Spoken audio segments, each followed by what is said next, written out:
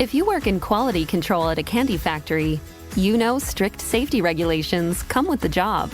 It's why you partner with Grainger. Grainger helps you find the high-quality and compliant products your business needs to inspect, detect, and help correct issues. And the sweetest part is, everyone gets a product that's as safe to eat as it is delicious. Call 1-800-GRAINGER, click Grainger.com, or just stop by. Grainger, for the ones who get it done.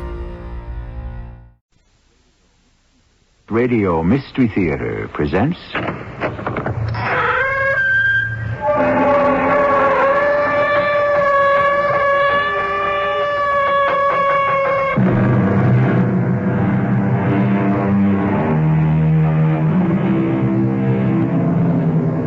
Come in.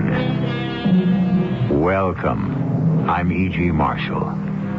Have you ever had the urge to peer through the windows of a strange house to see what transpires within?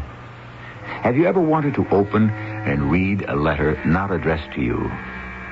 To intrude upon the confidences that do not concern you? Have you ever found yourself straining to catch the words that pass between two people you don't know and who don't know you? If you have, and I think there is no one who has not, then you have felt the itch of the eavesdropper, which is to learn secretly that which is private. I reached out my hand and touched him. He felt cold. I whispered the question softly. Softly. Then, without hesitation, I clapped my hands over my ears. I swung around, away from him. I looked straight ahead, and I rushed out.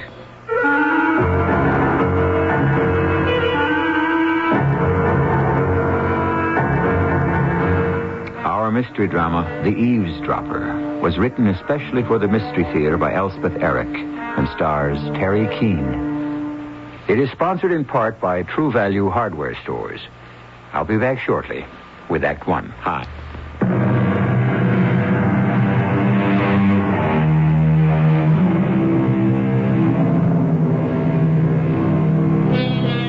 Those who eavesdrop never hear good of themselves.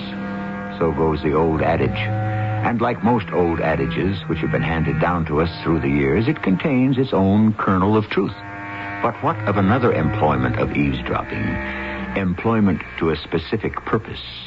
One which predates the adage by many centuries. One which we propose to tell you about now. It's so hard to tell what's right from what's wrong. Don't you think so? Yeah.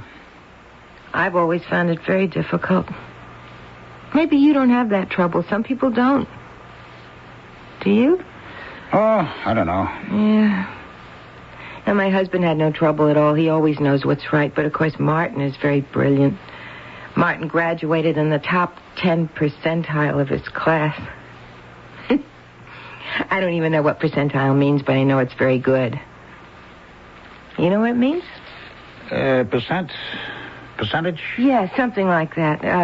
Very near the top, almost the best, something like that. Yeah, I think I'd like another drink. Sure about that? Pretty sure. Yeah, I'm sure. Okay. I'll go get it. What in the world am I doing here? Who is this man I'm talking to? How did I get here? What have I done? Okay. There you are. Oh, thank you very much. Hey, listen, am I bothering you? No, not at all. Because if I am, just say so. There's nobody else in the bar. It's still early. I don't know if it's right, a woman sitting at the bar all by herself. You think it's all right? Oh, they do it all the time these days. In other bars, too? All over. I only come to this bar, never any others, just this one. That's so? Yeah, because the name of this one is the Hermes. You like the name, huh? Well, it's not that I like it so much. Listen, may I tell you something? It's kind of personal, but do you mind? What have I got better to do? The reason I started coming here to the Hermes Bar and Grill is because of something my husband Martin said one night around dinner time. He was sitting in his big chair, and I was sitting at the table. I just took a peek at the roast. It's almost done. Martin? Huh? The roast is almost done, I think. Huh. I cooked it a new way. Leg of lamb, southern style, it's called. Fascinating. Wow. I don't know if it's fascinating exactly, but it's interesting. You roast it just like a regular leg of lamb, but then half an hour before it's done, you start basting it. Fascinating. With this sauce. It has lemon and vinegar and ketchup in it. Absolutely fascinating. You mean the ketchup part? Is that what you mean? I thought it was peculiar myself. Myrtle. Don't you think? Oh. Yes, Martin. What is it? I am reading. Oh. Yes. Well, I'm sorry. If I have told you once, I've told you 500, 1,000 times, don't bother me when I'm reading. I didn't realize that you When you see me in this chair, under this lamp, with the light turned on and shining on a book which I am holding in my lap, when I am wearing my reading glasses... Sorry. I'm sorry. Don't you think you might deduce from all this circumstantial evidence that I am reading? I should have, yes. I should have. Well, now go baste your roast or whatever it is you're doing out there. So, how did the roast turn out? Oh, good. Very good. In fact, marvelous. You wouldn't think so, would you? But it was very good. I kid you not. I think I'd like another drink, if you don't mind. Well, no. I think I'm starting to feel better. Don't get the feeling too good now. Nice man. Very nice man. I like him. I really like him. I mean, I can talk to him. He listens. I mean, he really listens. And what's more, he hears me. I think he really hears me. I like him a lot. Here's your drink. What's your name? Me? My name's Myrtle Chapman. What's yours? Charlie. Charles. Everybody calls me Charlie. Even my wife. Everybody named Charles gets to be called Charlie sooner or later. It's in the cards. You married? 4 kids. 4? Yeah. Take it easy with that drink. You don't mind a little advice? Yeah, well, I want to finish what I was telling you. About the leg of lamb? Southern style.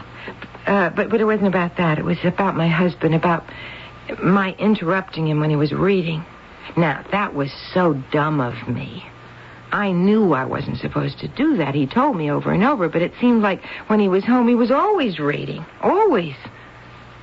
Sometimes I'd take the Reader's Digest, I'd read that, but... Anyway, when the leg of lamb was almost done... Fascinating. Martin, coffee, tea, or milk? Martin? Do you want coffee, tea, or milk with your dinner, and do you want it with it, or do you want it later? Do I want coffee, tea, or milk? And do I want it with or later? I need to know. I don't want any of them now, since I am reading this book. I meant that What I shall want later will depend upon how I feel later. Do you think you could wait until later to find out if I want coffee, tea, or milk? Is it a good book? Fascinating. Oh, what's it about? Greece. Greece? Ancient Greece. Oh, you mean the country, Greece. Greek civilization. Its history, its mythology, its customs, its beliefs, everything. Well, maybe I ought to read it sometime. What is it that's fascinating? Well, for instance, the Oracle of Hermes. Hermes? An Olympian god, son of Zeus. Like the bar. What? Down the block, the Hermes Bar and Grill. I've never been inside of it, but it looks like a nice place. This is not about the Hermes Bar and Grill. It is about the Oracle of Hermes in Greece. There was a shrine there to the god Hermes, and when someone was depressed or in doubt, he would go to the shrine where there was a statue of Hermes. Is that so? Hey. Well, I don't know if the Hermes Bar... Are you interested in what I'm trying to tell you? Are you completely immersed in the Hermes Bar and Grill? Well, both.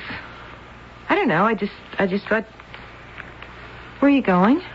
I'm going to make a phone call. But dinner's almost ready. Oh, dinner. How long? Till I'm off the phone. Could I have another drink, Charlie? I think you've had enough, Mrs. Chapman. You called me Myrtle. You're not used to drinking, Myrtle. I knew that the first time you came in here. Yeah, but I'm getting used to it. Ah, well, that's my point. And I like it. But that's just it. I don't like the taste of it, but I like what it does for me. That's what they all say. One more, please? Just one. And that's all. It was wrong. Well, maybe not wrong exactly, but it was sneaky. Not nice at all. I was ashamed of it. I told myself I shouldn't be doing it, but I did it anyway. And I'm glad I did it. Because here I am in this nice bar and grill with this nice man, this Charlie. You really never know how things are going to turn out. Now, that's the last drink you're going to get out of me. Oh, thank you, Charlie. You're such a nice man. I don't know if I am or not. I'll bet your children are crazy about you. They're good kids. Oh, I was telling about how Martin went into the bedroom where the phone was. Oh, yeah. Well, now, I couldn't imagine who he'd be calling up at that hour with dinner practically on the table. Now, I never, since the day we got married, I never interfered with Martin in any way, shape, manner, or form. I mean, what he did was his business. It was my business to be his wife. Take care of his home, see he had clean clothes, sometimes, take care of... How many children did you say you have? 4. Yeah. What are their names? No, never mind. I was wanting to tell you the terrible, sneaky thing I did. Now, I hope you won't think that it's awful. Oh, I doubt if I will. I eavesdropped. You what? I eavesdropped. See, I listened in on his conversation. I listened to what he was saying on the telephone. Do you think that's awful? What was he saying? Well, I only heard part of it, but it was... Well, like he said, it was fascinating. Fascinating, Karen. Absolutely fascinating. You've read the satires of Juvenal, of course. Yes, I was sure you had. Remember the part about women's passion for having their fortunes told, how they'd run to an astrologer, anyone at all who'd interpret a dream? Well, of course you remember. I forget you're almost as well read as I am. Well, I have a new one for you. It seems that in Farai there was a shrine to Hermes, and anyone who wanted an answer to a question, something troubling, perplexing, went to this shrine. There was a statue of Hermes there, and the troubled person, after making a donation, of course, to the shrine... Yes, a donation, what else? After that, he was permitted to ask a question of the god. Whisper it into the ear of the statue. Wait, hold on a minute, I'm not through. Right after asking the question, the questioner would, quick like a rabbit, put his fingers in his ears. Yes, stop up his ears so as not to hear anything. He'd keep his fingers in his ears till he left the shrine. Then, well, hold on. I'm about to tell you, Karen. Then he'd go about his business. Go home, wherever. Wait. I haven't given you the zinger. This is what makes it all so fascinating. On his way home, or wherever he was going, the very first thing he heard anybody say, anybody, anything, that was the answer to his question. How about that? I had to tell it to somebody, Karen. I knew you'd love it. What inventiveness, what imagination. Well, thanks for listening to me. I have to hang up anyway. Dinner on the table and all that. So long, Karen. See you tomorrow. That's what I heard him say. Now, maybe I haven't got it all quite right, but that was the sense of it. And the part about the god Hermes and how to ask the question, then put your hands over your ears tight, and leave the bar. I mean the shrine. Then take your hands away and listen to the first thing you hear anybody say. No matter what they said, no matter who they were. That would be the answer to your question. I got that part right. I know I have. So, you see, Charlie, that's why I started coming here. It is? You do understand, don't you? I don't know if I do, Myrtle. Why don't you let me bring you something to eat, huh? Like a sandwich? No, I don't a want chicken sandwich, a cup of coffee? No, How does that sound, I don't want Come on, anything. you sit right there. You just sit right there. Next to the statue of Hermes, huh? All right, that's it. You just put your little hand on his foot and you sit right there while I tell the chef. Nice chicken sandwich, all white meat, okay? Okay. Just sit there. I'll be right back. Oh, Hermes. I hope I've done the right thing. It's so hard to tell sometimes. Have I done the right thing this time? There are so many questions. We spend our lives asking them, and no sooner is one answered than another arises. We go to our parents, we go to our teachers, we go to our priests, our rabbis, our ministers, and they do their best to give us answers, but the baffling truth is that while they are giving us answers, they are asking questions, too. I'll be back shortly.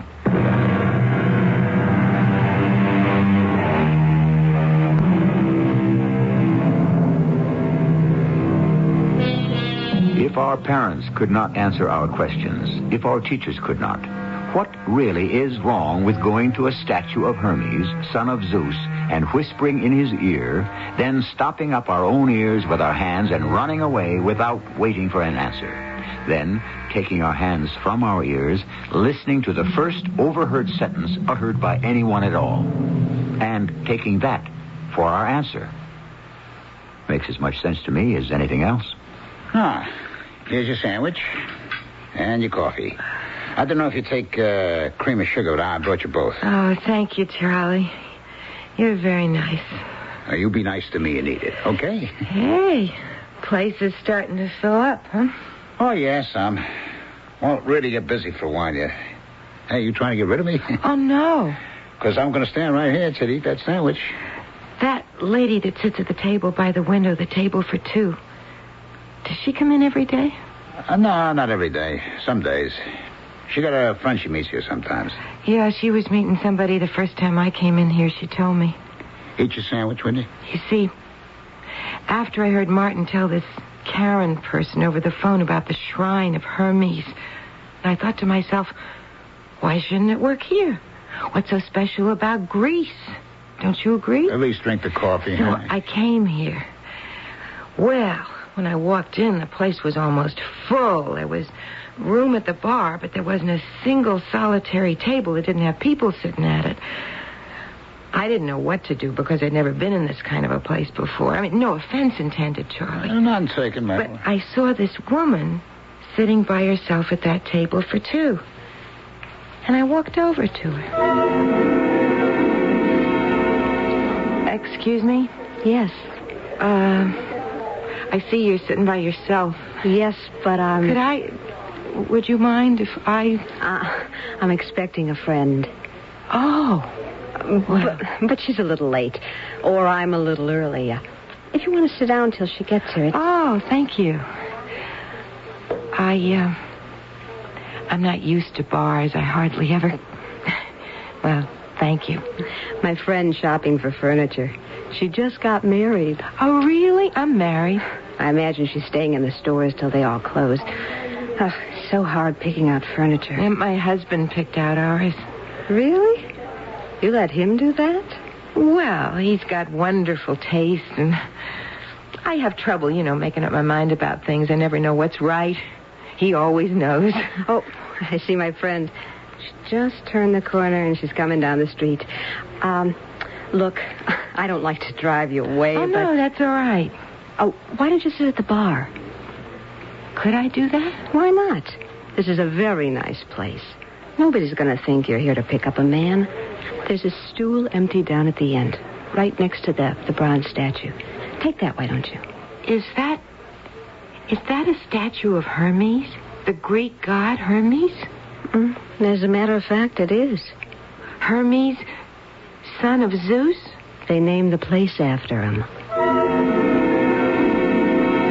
You're not eating. I will, if you give me another drink. Not till you finish the sandwich. I wanted to finish telling you about that day I first came in here when I met that lady. She was the one that showed me the statue of Hermes, this one here. I don't know if you remember that day, Charlie. There I was sitting here, right here next to Hermes, and pretty soon I would ask him the question that was perplexing me. I remember you came over to me and you asked me what I wanted to drink. That's what bartenders do as a rule. Well, I didn't know what to order because I didn't know about things like that. And then you said, you remember what you said? You said, have a cream de menthe frap. And I said, all right. And you went off and you made it. Oh, I remember that. Yeah, I remember because when I came back, you weren't here. After I went to all that trouble. No, because while you were making the creme de menthe frap, do you know what I was doing, Charlie? Do you? What were you doing? I was standing up right here, like I am now, you see? You see how I can just reach Hermes' ear? Yeah. Well, I put my lips close to his ear, and I whispered into it. I whispered the question. Then I put my hands over my ears, and I ran out. But just as I got to the door, I took my hands away, and I heard that woman, I heard her say, just as plain, I can hear it now. She said, if you don't like it, send it back. Just like that. If you don't like it, send it back. And that was the answer to my question. You see? Myrtle, what was the question? Oh, the question was, does my husband love me? Hey, Charlie, I've eaten all the coleslaw. Now, could I have another drink? Yeah, I think I'll have one myself. Finish that sandwich. I'll try. So you whispered the question into the ear of Hermes here, his statue. Mm-hmm. You asked him, does my husband love me? Mm-hmm. Then you stopped up your ears and you hightailed it out of here, huh? Mm-hmm. But just as you got to the door, you heard the lady at the table by the window say, if you don't like it, send it back. That right? Mm-hmm. And, that was supposed to be your answer, right? That was my answer, Charlie. Run that past me again, huh, Myrtle? I don't get it. Charlie, the gods don't answer people just yes or no. They don't make it that easy. But the answer is there. You just have to find it. Well, did you find it, the answer? Not right away. The gods don't want you to find it right away. They want you to think about it. So after I left here, I went for a long walk to think. How could, if you don't like it, send it back? How could that be an answer to, does my husband love me? Yeah, how could it? Now, the first thing I thought was, this is silly. She's just talking to her friend about the furniture she was buying for her new home, her friend having just got married. Oh, that sounds reasonable. She was telling her if you don't like the furniture or some particular piece of furniture, why send it back to the department store where you bought it, right? Right. Then I thought, it popped into my mind what my mother told me. Your mother? When I was a little girl, I said to my mother, Mother, where did I come from? How did I get here? You know how little girls ask these questions. Boys, too. Well, my mother got all red in the face and flustered, and she said, why, Myrtle, your father and I bought you at the department store. Well, of course, I know better now. I hope so. And I would never tell my little girl anything like that. If I had a little girl. I hope not. But that's what I was thinking when I was taking my walk. And I was remembering what happened a little while after I got married to Martin. What happened? I got pregnant. You're what? Pregnant. I'm pregnant. You're not. I'm going to have a baby, Martin. Oh, no, you're not. It's out of the question. But I am. What's wrong with that? We're married and I love you. You love me. We're going to have a baby. What's wrong with that? Everything conceivable is wrong with that. I don't see what can be wrong about having a baby. I have my work. I have my studies. I can't have a child in the house. Why not? Interfering with everything, disrupting everything, messing up everything. It's out of the question. Absolutely out of the question. Why didn't you consult me about this before you went ahead and got yourself pregnant? I didn't get myself, Martin. Yes, you did. Deliberately. Well, get rid of it. Get rid of it? How can I get rid of it? It's here. Right here. Not yet. There's still time. You get rid of it. No, Martin, I couldn't do that. I couldn't possibly do that. All right, I'll arrange for it. There's someone I can call. I'll do it tomorrow. Someone you can call? A friend of mine.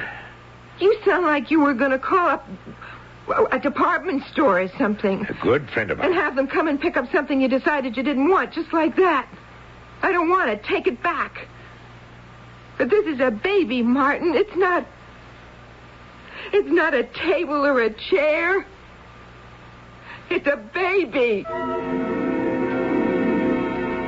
Well, after I'd walked around for a while, thinking about the answer, thinking about the question, really, thinking about both of them, I did the shopping for dinner, and then I went home.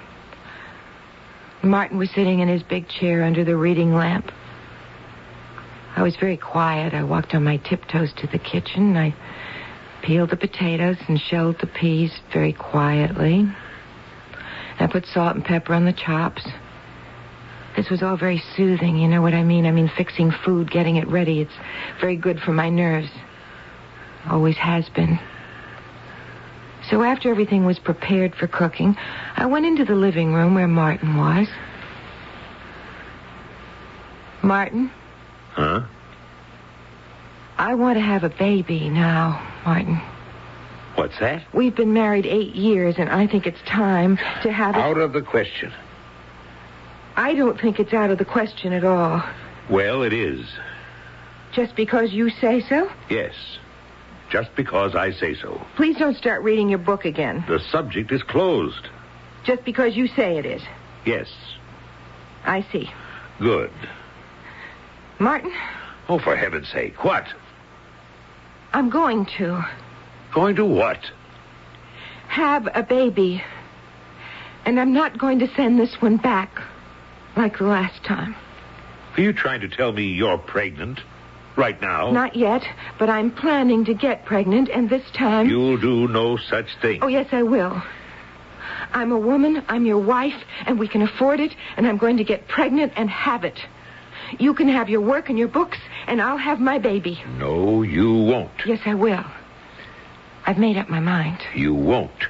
You won't because I won't give you the chance to. Do you understand? I won't come near you. I won't touch you. I won't have anything to do with you if that's what it takes to keep you from having a child. Do you understand that? Well, do you?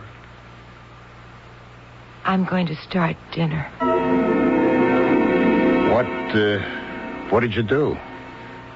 I went out to the kitchen and started dinner. You didn't say anything? That's when I began coming in here regularly. I thought Hermes could help me, and in a way, he did. He gave me the answer, in a way. I asked him if my husband loved me, and I found out he didn't.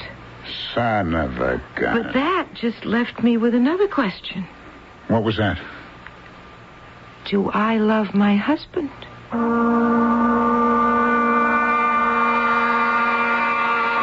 Life can be seen, if you so choose, as one question after another. Just as we find an answer, another question arises. Or, and this is enough to take the heart out of anyone, the answer we find turns out to be inadequate. The solution we arrive at, no solution at all. I really think it remarkable that we make our way through life. The best that can be said for us is that we keep trying. I'll be back shortly with Act 3.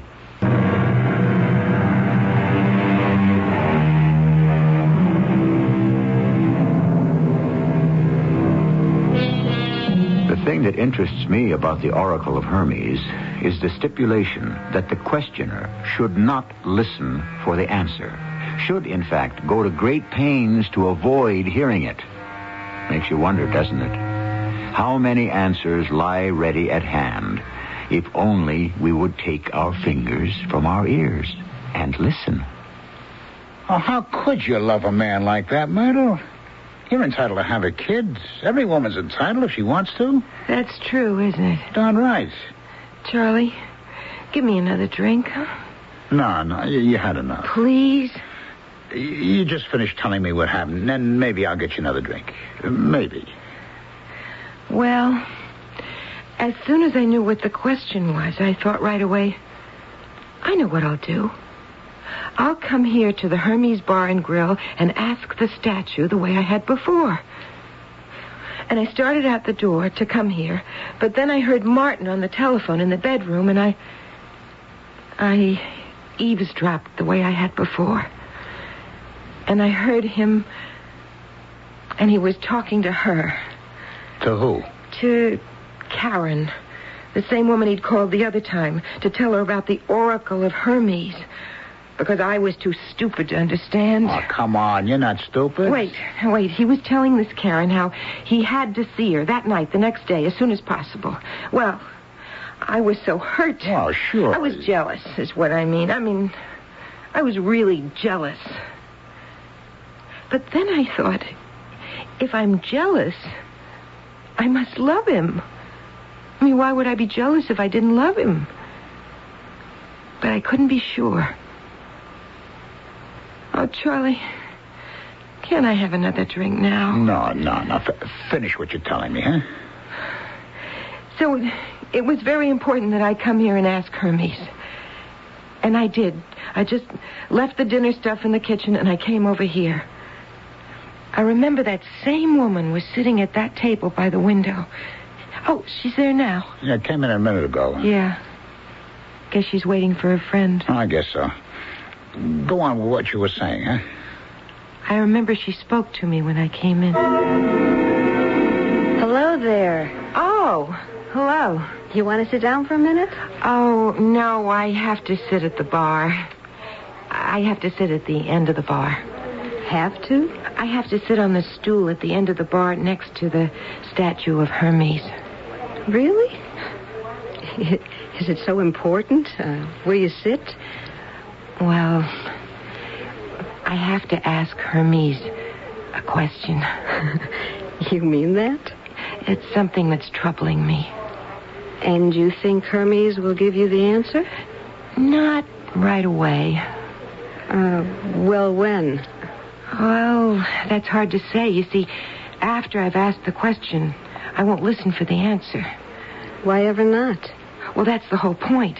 I don't listen for the answer. I put my hands over my ears and I leave.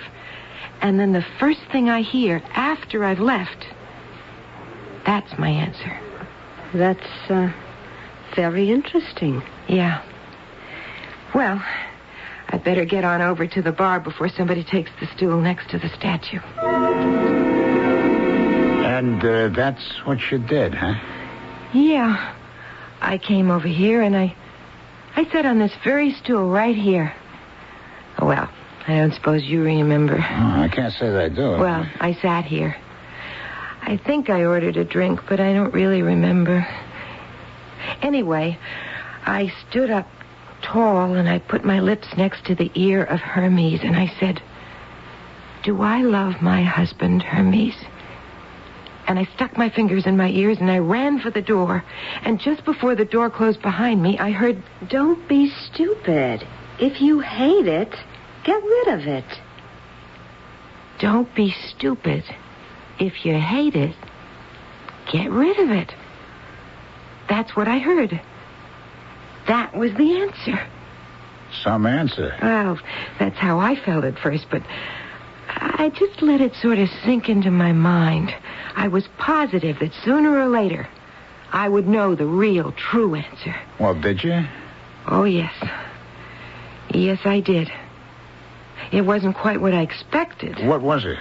Well, see, first I have to tell you what happened before the answer came to me.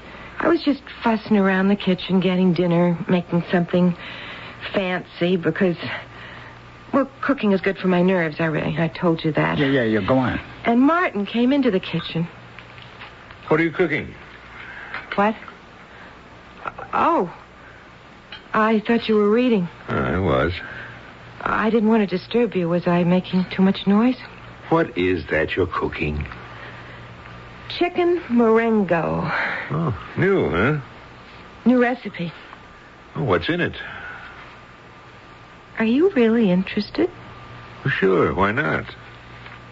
Well, you see here, I've already fried the chicken. It's in the oven now to keep it warm. Yeah? You really want to know? Sure I do. Okay. Now, in this pan where I fried the chicken, I'm making a sauce, see? There are 2 tablespoons of flour, 2 of butter, and a cup of soup stock. Next, I'm going to add some sliced mushrooms, some tomatoes all cut up, some sliced green olives, and a little white wine. And then I let the whole thing simmer for, maybe 10 minutes. Swell. Great. Then I'll take the chicken out of the oven and put it on a big platter, this one, you see? Yeah? And then I'll pour everything in the pan over the chicken. I mean, that's why it has to be a big platter, you see? Yeah. And then I put chow mein noodles in the center of the big platter. And I sprinkle some cooked peas over the whole thing and a whole lot of browned almonds. And, Martin, I was telling you... Where did you go? I was telling you how I... Martin? He'd split, huh? Walked right out on me, smack in the middle of me telling him about chicken Marengo. When I'd gone to all that trouble, he just walked out. Didn't say anything, just walked out of the kitchen and went back to the living room and picked up his book and started reading.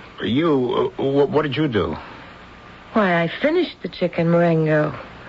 The mushrooms and olives and the tomatoes and chow mein noodles and the peas and the almonds. I must say that platter looked something gorgeous when I got through with it. Oh, I'll bet. I was very proud of it. Oh, sure you were. I mean, all that trouble I went to. Sure. So I thought to myself, I'll show it to Martin. He'll be pleased. Yeah. Well, he wasn't pleased. No? I don't know why I thought he would be. Oh, any man... But I took it into the living room where he was reading to show it to him. Martin? Martin? Huh? Here's the chicken Marengo. You want to look at it? Don't interrupt me when I'm reading. I thought you might want to see it. Please, Myrtle. After you came in the kitchen and asked about it, I was so pleased. For heaven's sake. I really thought you were interested. Interested in something I was doing. Interested in me. But you weren't, were you? You were bored stiff. You were trying to act nice because you won't let me have the baby I want. You thought, let's kid the little idiot along. Let's make out like she means something. Give her a break. Let her feel important for a minute. I'm so bright. I'm so brilliant. I can afford to give her a minute or two of my time. Pretend that I'm interested. But you couldn't, could you? You couldn't even pretend. Not even for a minute. Not even for one lousy little minute. Myrtle. Hermes was right. Hermes gave me the answer. No, Myrtle. Don't be stupid, he said. If you hate it, get rid of it.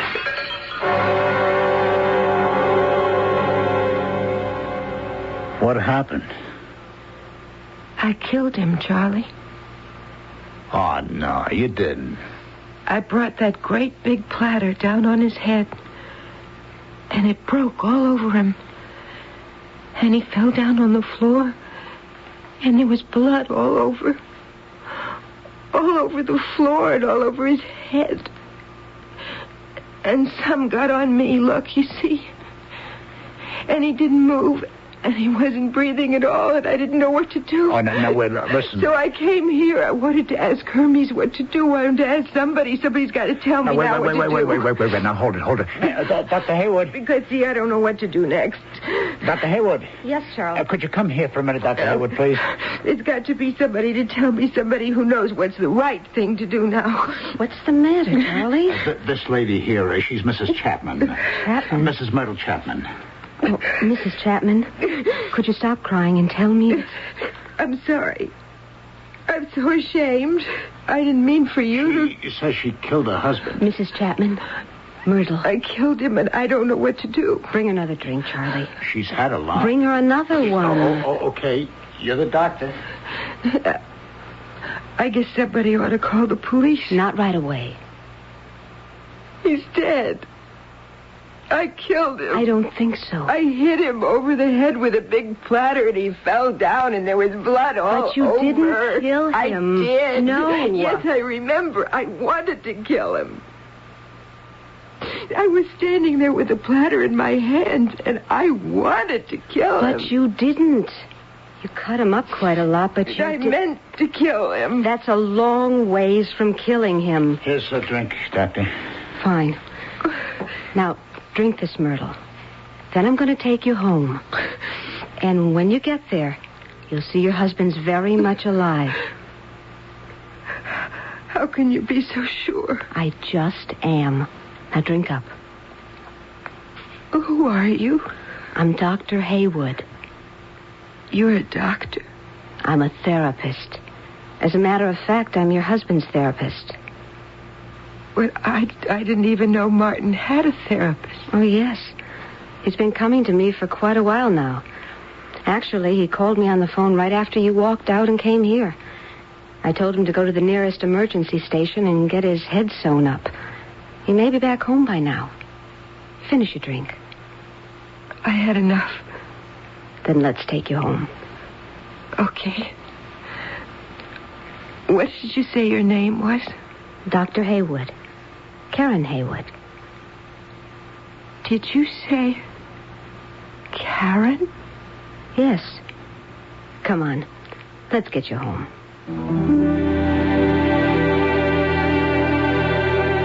If you're complaining about the long arm of coincidence in our story, stop and think how large a part coincidence has played in your life.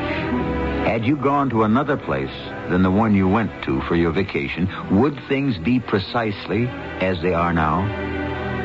Had you chosen the profession you really wanted instead of the one you settled for, would you be happier now or less so? It's impossible to tell, of course, but you just might find the answer by whispering in the ear of Hermes. I'll be back shortly.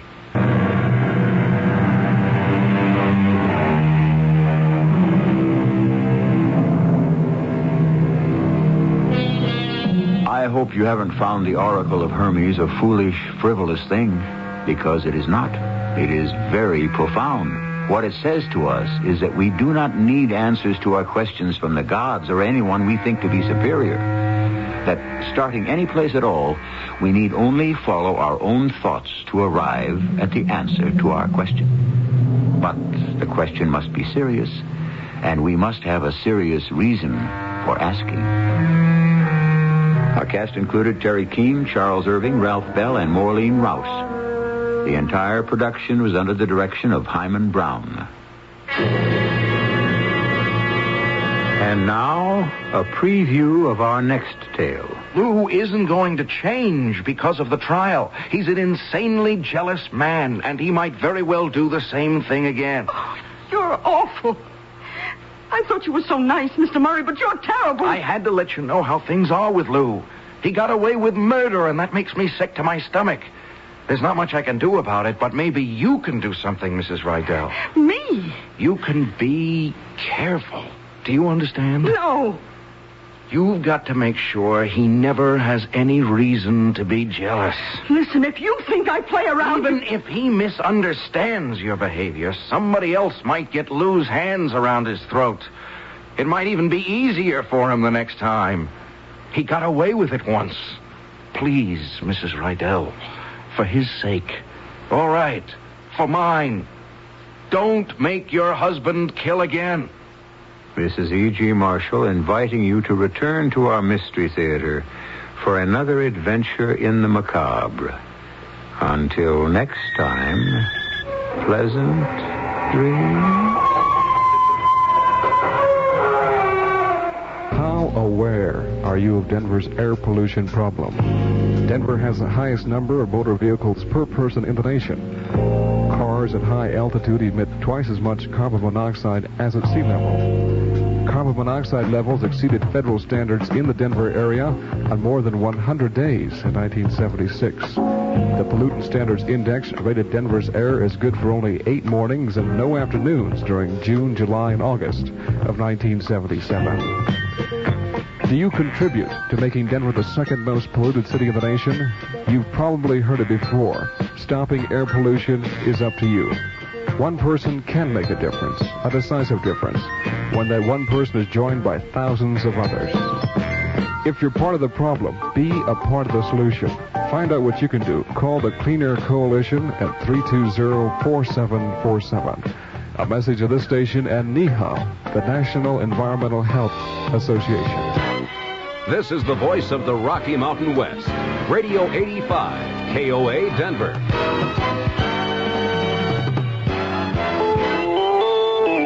CBS News.